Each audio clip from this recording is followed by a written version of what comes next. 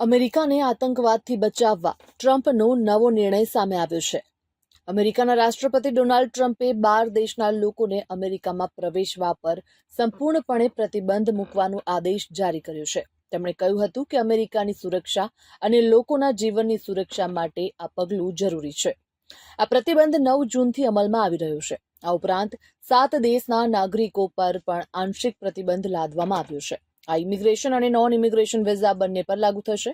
ટ્રમ્પે બુધવારે રાત્રે એક સત્તાવાર ઘોષણાપત્ર પર હસ્તાક્ષર કર્યા, જે મુજબ 12 દેશના લોકોને અમેરિકામાં પ્રવેશવા પર સંપૂર્ણપણે પ્રતિબંધ મૂકવામાં આવ્યો છે. રસપ્રદ વાત તો એ છે કે બધા 12 દેશના મુસ્લિમ બહુમતી વસ્તી છે. ટ્રમ્પ કહે છે કે અમે અમેરિકાને આતંકવાદ સામે સુરક્ષિત કરી રહ્યા છીએ, પરંતુ નવાઈની વાત તો એ છે કે આતંકને આશરો આપતા પાકિસ્તાનનું નામ આ યાદીમાં સામેલ નથી.